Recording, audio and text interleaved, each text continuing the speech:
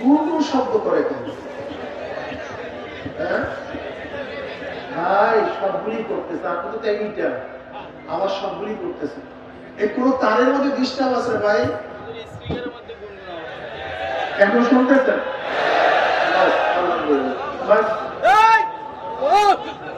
আচ্ছা, যেটা বলতেছে আচ্ছা ভাই,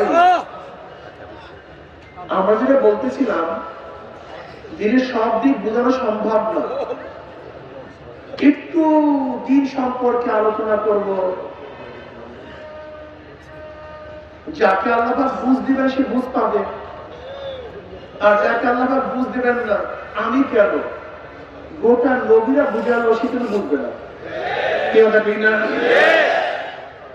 বুঝ সবচেয়ে দামি, বুঝ কথা বলতে হবে। কিন্তু যারা আছেন আমার কথা শুনে আমার সাথে সাথে জবাব দিবেন। সবচেয়ে দামি কি? এর চেয়ে দামি কোনো জিনিস নেই। এই বুঝের কারণে মানুষ আস্তিক, এই বুঝের কারণেই মানুষ নাস্তিক, এই বুঝের কারণেই কেউ মুসলমান, এই বুঝের কারণেই কেউ হিন্দু, কেউ খ্রিস্টান, কেউ ইহুদি। এই বুঝের কারণেই কেউ নামাজ পড়ে, কেউ নামাজ পড়ে। এই বুঝের কারণেই কেউ মদ বিক্রি করে দুধ পান করে, আর কেউ দুধ বিক্রি করে মদ পান করে। বুঝাতে পারি না। এই বুঝের কারণেই কেউ দাড়ি রাখে, কেউ দাড়ি কাটে। এই বুঝের কারণে একদল আমার মা বোনেরা বোরখা পরে, হাজার চেষ্টা করলে বোরখার থেকে তাদেরকে গাফল করা যায় না। আবার একদল মানুষ, একদল মা বোনেরা হাজার বুঝালেও তারা বোরখা পরে না। সব কিছুর পিছনে কি? এই বুঝের কারণেই কেউ আওয়ামী লীগ, এই বুঝের কারণেই কেউ বিএনপি, এই বুঝের কারণেই কেউ জাতীয় পার্টি, এই বুঝের কারণেই কেউ কমিউনিস্ট, এই বুঝের কারণেই কেউ চরমাইকে মহাব্বত করে, কেউ চরমাইকে ঘৃণা করে। সব কিছুর পিছনে কি ভাই? এটি সবচেয়ে দামি। وعن معاوية رضي الله عنه قال قال رسول الله صلى الله عليه وسلم ورنا صلى الله عليه وسلم নবী আলাইহিস সালাতু ওয়াস সালাম আল্লাহ এত বেশি মহব্বত করেন, আপনি আল্লাহর হাবিবের উপরে দুরূদ পড়বেন একবার, আমার মাওলা খুশি হয়ে আপনার রহমত নাযিল করবে 10 বার। সুবহানাল্লাহ। قال رسول الله সাল্লাল্লাহু আলাইহি ওয়াসাল্লাম আল্লাহ তাআলা বলেন তারা বলেন না করেন ভালো লাগে। দেখেন মুহাদ্দিসিন কেরাম সবচেয়ে দামি, এদের ফজিলত অনেক বেশি। ফজিলত বেশি হওয়ার পিছনে অনেকগুলি কারণ আছে। এর মধ্যে একটা কারণ হলো তারা দুরূদ বেশি পড়ে। কি বেশি পড়ে? দুরূদ।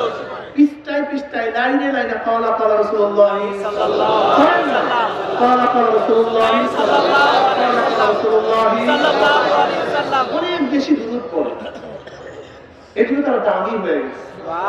আমরা যদি বেশি বেশি দুরূদ পড়তে পারি আমরা কি হয়ে যাব? দামি হয়ে যাব। আমাদের শায়খ মুর্শিদ নববুল্লাহ মারকাদাবার বলতেন, বাবা একজন ব্যক্তির কমপক্ষে 200 বার দুরূদ হওয়া চাই। সুবহানাল্লাহ। 200 বার। বলতাম যে এত দুরূদ পড়বো কিভাবে? আসলে আমরা আশিকে নবী না, আমরা অনেকেই নবীকে মহব্বত করি না, ফাজলামি করি। ঠিক। আমরা মনে করি আযান দেওয়ার আগে দুরূদ পড়লে, আযানের পরে দুরূদ পড়লে বাস আশিকে নবী হয়ে যায়। কেউ মনে করি দুরূদ দাঁড়ায়া পড়লে আশিকে নবী হয়ে যায়। অথচ যদি তাকে প্রশ্ন করবে আজকে কতবার দুরূদ পড়ছো, কয়বার দুরূদ পড়ছো, 10 বারও হয়তো পড়েনি। কি কথা ঠিক না? রাসূল কি ইশকে নবী মনে করি, নিজের মন গড়া কাজকে ইশকে নবী মনে করি। নিজের মন গড়া কাজকে ইশকে নবী বলা যায় না। বরং সরদার আলম আলাইহিস সালাতু ওয়াস সালাম যেইভাবে তাকে মহব্বত করতে বলছেন সেইভাবে মহব্বত করলে আশিকে নবী হওয়া যায়। আমার শায়খ মুর্শিদ নববুল্লাহ মারকাদাবার বলতেন, বাবা কমপক্ষে 200 বার দুরূদ হওয়া চাই। হুজুর এত দুরূদ পড়বো কিভাবে? একেবারে সহজ। 5 ওয়াক্ত নামাজ আমরা মসজিদে যাই, যাওয়ার সময় 20 বার, মসজিদ থেকে বের হওয়ার পরে কতবার হলো? 40, 45, 20, 200, 45, 200 একেবারে সহজ। বলতে যে এত বড় দুরূদ পড়বো কিভাবে? ছোট দুরূদ পড়েন সাল্লাল্লাহু আলাইহি ওয়াসাল্লাম। দুরূদটা ছোট কিন্তু পূর্ণ। শুরুটা ছোট কিন্তু পূর্ণ।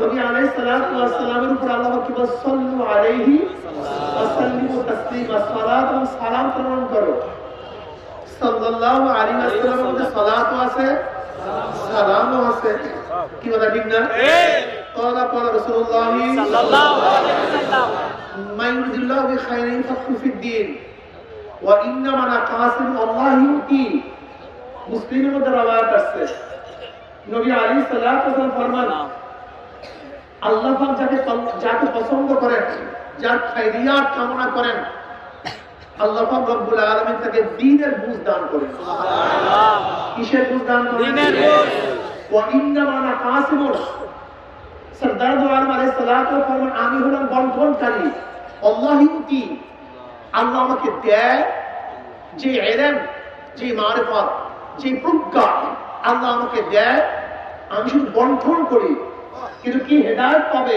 কে বুঝবে কে বুঝবে না এ দায়িত্ব আমার নয় দায়িত্ব কার আল্লাহ সবচেয়ে দামি বুঝ যাদের বুঝে আসছে স্রষ্টা বলতে কেউ নেই সব নাস্তিক হয়ে গেছে এরকম একটা লোক আছে কি নেই আছে তারা বলে প্রাকৃতিক ভাবে সবকিছু সৃষ্টি এরপরে স্রষ্টা বলতে কেউ নেই এটা জাহেল হযরত কবি ইকবাল সাহেব রহমাতুল্লাহ আলাইহি তিনি তো ডক্টর ছিলেন অনেক বড় শিক্ষিত ছিলেন তার কাছে এক আলেম অভিযোগ করছে যে হযরত স্রষ্টা আছে কি নাই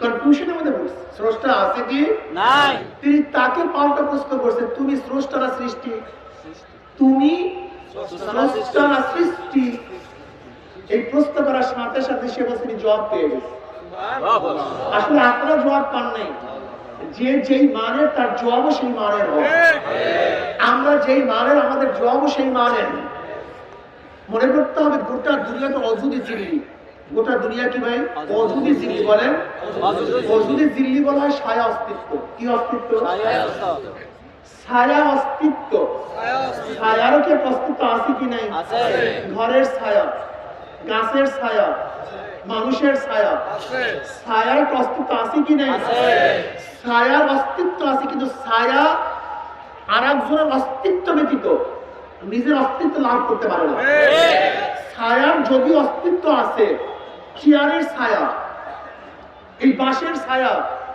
অস্তিত্ব ঠিকই বাঁশের ছায়ার আছে কিন্তু বাঁশ ব্যতীত বাঁশের ছায়া অস্তিত্ব লাভ করতে পারে না চেয়ার ব্যতীত চেয়ারের অস্তিত্ব লাভ চেয়ার ব্যতীত চেয়ারের ছায়া অস্তিত্ব লাভ করতে পারে না গাছ ব্যতীত গাছের ছায়া অস্তিত্ব লাভ করতে পারে না মানুষ ব্যতীত মানুষের ছায়া অস্তিত্ব লাভ করতে পারে না যদিও ছায়ার অস্তিত্ব আছে কিন্তু সে আরেকটা অস্তিত্বের উপরে নির্ভরশীল কি কথা ঠিক না তাই গোটা দুনিয়াটা যদি ছায়া অস্তিত্ব হয় আমরা কি জানলাম ছায়ার একটা অস্তিত্ব আছে কিন্তু আর এক অস্তিত্বের বেশি নির্ভরশীল তাই গোটা দুনিয়াও যদি একটা অস্তিত্ব হয় সেই ছায়া অস্তিত্ব তার নিশ্চয়ই তার পিছনে আর একটা অস্তিত্ব আছে নাকি ভাই আছে সেই অস্তিত্বের নাম কি আল্লাহ জোরে বলেন আল্লাহ